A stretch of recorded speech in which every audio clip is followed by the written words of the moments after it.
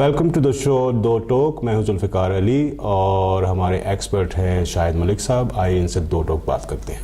السلام علیکم سر. وعلیکم السلام. اچھا سر, یہ ہمارا ایک بہت بڑا مسئلہ کرپشن ہے. بڑے بڑے لوگ کرپٹ ہیں, ان کے بارے میں ٹی وی پہ بہت کچھ آیا ہے, میڈیا اس کو بہت کچھ دکھا رہا ہے, لیکن سوال یہ ہے کہ کیا ان لوگوں کی وجہ سے کرپشن عام ہوئی ہے یا یہ لوگ کرپٹ معاشرے کا حصہ تھے اور ہم کرپٹ لوگوں میں سے کرپٹ سلیکٹ ہو کے کرپٹ ہو گئے اور کرپٹ بن گئے. آپ کا سوال بڑا دلچسپ ہے. میں دراصل کچھ اس انداز سے سوچتا ہوں کہ انسان جب پیدا ہوتا ہے تو وہ اپنی انوائرمنٹ سے ڈیولپ کرتا ہے. جس طرح کی اس کو انوائرمنٹ ملتی ہے اسی طرح اس کا کردار بنتا ہے. ایک انسان کا کردار اس کا ذاتی کردار ہے اور بہت سارے اسی قسم کے انسانوں کا میل جول ہو جاتا ہے. نہیں, ایک ان کا مشترکہ جو کردار ہے وہ اس گروہ کا یا قوم کا کردار بن جاتا ہے. جو ہمارے ہاں اس وقت جو کرپشن کا مسئلہ چل رہا ہے, میں یہ سمجھتا ہوں کہ یہ اوپر سے نیچے آئے.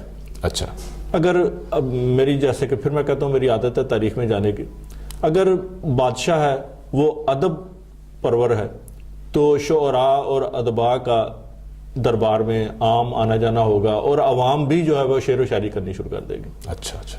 اگر امیر تیمور ہوگا تو سارے لوگ جو ہیں وہ فن سپہ گری اور نیزہ بازی اور گھوڑ سواری پر توجہ دیں گے.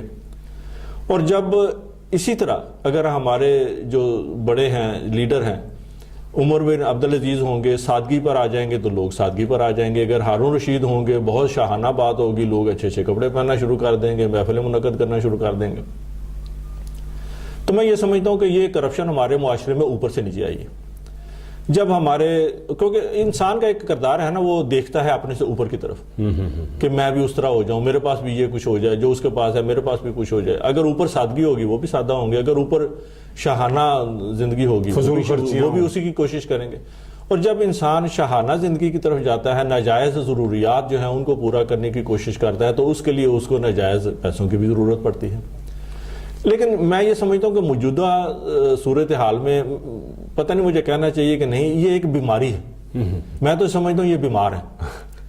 اگر آپ آصف سرداری کی بات کریں یا اس کے دوستوں کی بات کریں تو میں یہ سمجھتا ہوں کہ یہ بیمار ہے. ان کو ایک بیماری ہے کہ ہم نے زیادہ سے زیادہ پیسہ اکٹھا کرنا ہے, چاہے وہ استعمال کر سکیں یا نہ کر سکیں. زیادہ سے زیادہ خوراک ہے, چاہے وہ اس کو کھا بھی سکیں کہ نہ کھا سکیں. اب 300 سوٹ آپ کے پاس ہوں, روز ایک سوٹ پہنے تو اس کا فائدہ بھی کیا ہے. 4 ہوں وہ بھی آپ ہر ہفتے ایک. لیکن عوام غریب ہو, آپ اتنا مہنگا سوٹ پہن کے جا رہے ہیں. لیکن میں اب عوام جو ہے وہ غریب ہے لیکن وہ بھی انہی کی پیروی کرنا چاہتی ہے نا.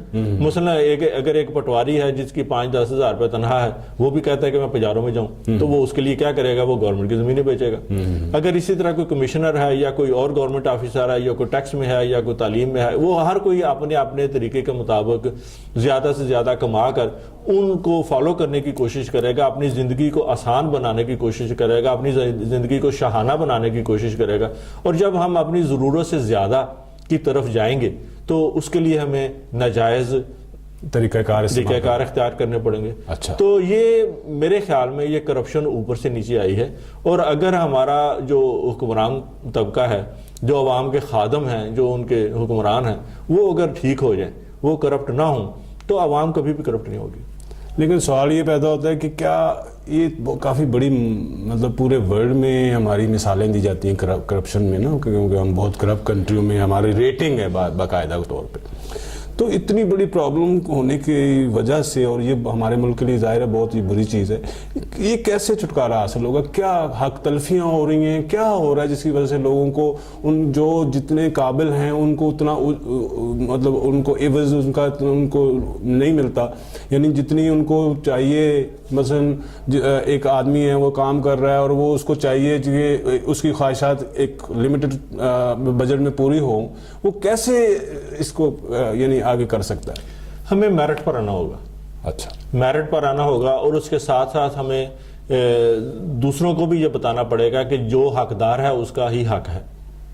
اگر ہم بغیر ضرورت کے یا اپنا حق نہ ہوتے ہوئے بھی ہم غاصب ہونے کی کوشش کریں گے تو پھر ہم کرپٹ ہو جائیں گے. تو مہنگائی اس کا ریزن نہیں ہے, یعنی کہ گورنمنٹ پالیسیز مثلا عام چیزیں ہیں. دودھ اگر 20 روپے کا ایک زمانے میں بکتا ہے, یا چینی کی ریسنٹ مثال لے لیں آپ, 25 روپے کی تھی 2-3 سال پہلے, اس کے بعد 100 پہ گئی, تو یہ ظاہر ہے وہ کرپشن پہ مجبور نہیں ہو گیا بھائی انسان میرے, یہ کرپٹ مافیا ہے نا. اب یہ شوگر کی بات ہے آپ کر رہے ہیں, تو یہ شوگر ساری اسمبلی کو جو ممبر ہیں, جو سیاستدان ہیں, وہی شوگر ملوں کے مالک ہیں, وہی وہ ان کو اس کو مہنگائی کرتے ہیں, پیسے کمانے کے لیے ذخیرہ اندوزی کرتے ہیں, یا ایکسپورٹ کرتے ہیں, یا اس طرح کی حرکتیں کرتے ہیں, تو وہ اسی سے فروغ ملتا ہے. تو آپ یہ کہہ رہے ہیں کہ ہمارے جو سیاستدان ہیں بہت بڑے لٹیرے ہیں, یہ آپ کہہ رہے ہیں؟ بالکل ڈاکو ہیں یہ لٹیرے کے, یہ تو بہت بڑے. لیکن اس کا چھٹکارا ملے گا آنیسٹلی, کس طرح ہوگا؟ کوئی پالیسی اس طرح کی آئیں گی, یعنی کہ کوئی چیزیں یہ لوگ تو پالیسیاں نہیں لائیں گے. اچھا, جو لوگ اس وقت حکمران ہیں وہ تو ظاہر ہے اپنے خلاف پالیسیاں نہیں لائیں گے.